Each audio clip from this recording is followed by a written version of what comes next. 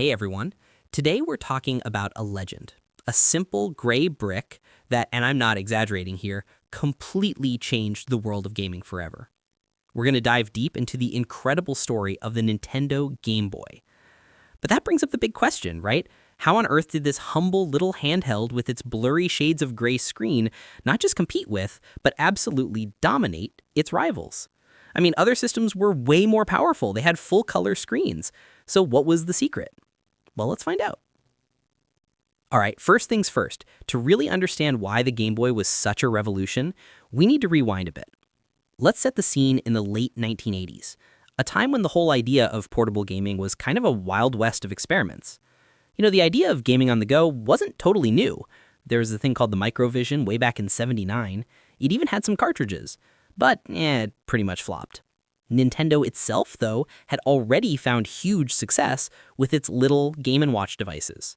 These simple, single-game handhelds proved that people were hungry for portable fun. At the same time, their home console, the NES, was an absolute monster, but it was getting old, and Nintendo knew it needed its next big hit. The guy they tasked with creating this next big thing was a true Nintendo legend, Gunpei Yokoi. He was the genius behind the Game & Watch, and maybe more importantly, invented the cross-shaped D-pad.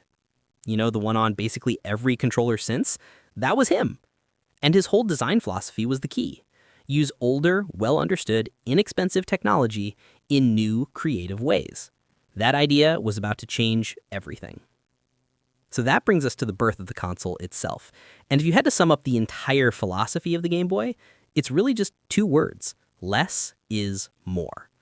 On 4/21/1989, it launched in Japan. It was this chunky gray brick built like an absolute tank with that iconic kind of soupy green and black screen. It was not trying to be the most powerful kid on the block, but it had a secret weapon tucked away, the Game Link cable, which opened up a whole new universe of multiplayer gaming. And here's where Gunpei Yokoi's philosophy really paid off. Why the simple screen? Why the older processor? It was all for one absolutely crucial reason: battery life. While its future threw batteries, in just a few hours, the Game Boy could run for over 15 hours on 4 AA's. For a portable device, that wasn't just a feature, it was a game changer. The launch in Japan with games like Super Mario Land was a huge hit, selling out almost immediately. But when it came time to launch in the US, Nintendo made a decision that would absolutely seal its destiny. They decided to bundle every single system with Tetris. This was an absolute masterstroke.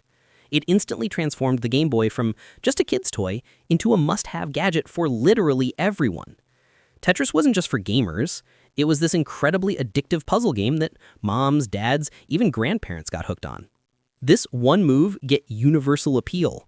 And this perfect combination of practicality and a killer app meant Nintendo was ready to face down some seriously powerful competition. The console war was about to go portable. And this slide right here tells you exactly why the Game Boy won. The Sega Game Gear, the Atari Lynx, on paper, they looked amazing.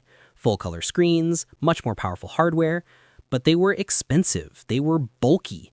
And here's the fatal flaw: their battery life was terrible. We're talking towers tops. The Game Boy was cheaper, it was tougher, it had a massive library of great games, and you could play it all day long. It wasn't even a fair fight.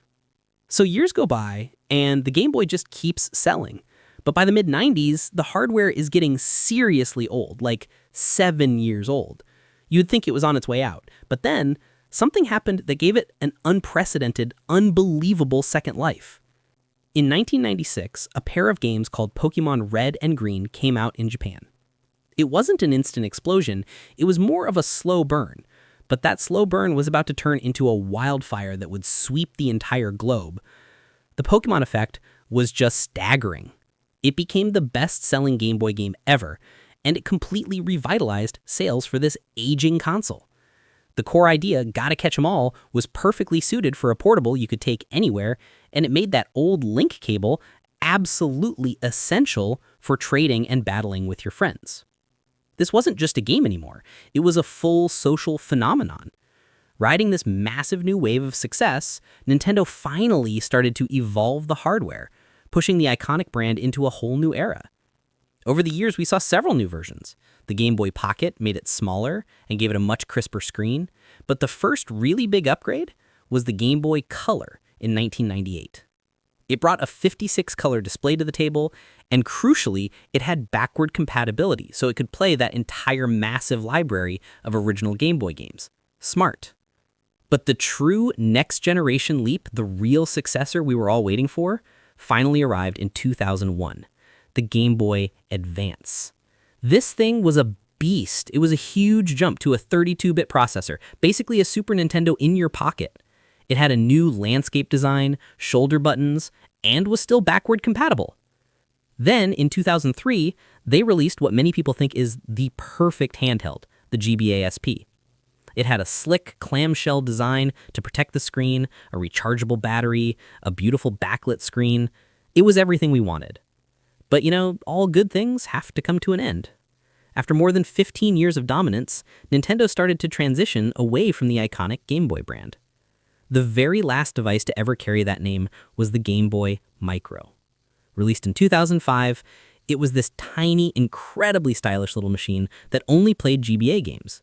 It didn't sell very well, but it's a really fascinating, unique final chapter for the brand. And that's because focus had already shifted. In 2004, they launched the Nintendo DS. At first, they called it a third pillar, not a replacement for the Game Boy. But with its innovative dual screens and touch interface, the DS was such a monumental success that it quickly became their one and only portable focus. So when you boil it all down, what is the Game Boy's true legacy? It's its DNA. It's that core philosophy from Gunpei Yokoi that says the best portable gaming experience isn't about having the flashiest graphics, it's about durability, amazing battery life, and most importantly, fun and innovative gameplay. And that philosophy is still alive and kicking today. Just look at the Nintendo Switch. It's a powerful home console, but you can just lift it out of the dock and take it with you anywhere. It's the perfect hybrid, and it's the direct spiritual successor to that humble gray brick from 1989. So the Game Boy proved to the entire world that technical limitations can actually inspire creativity, and that being accessible and fun will almost always beat raw power. So I'll leave you with this. About what lessons from the Game Boy's simple genius do you still see in the games we all play today? If you liked this content, please give it a like and subscribe to the channel for more.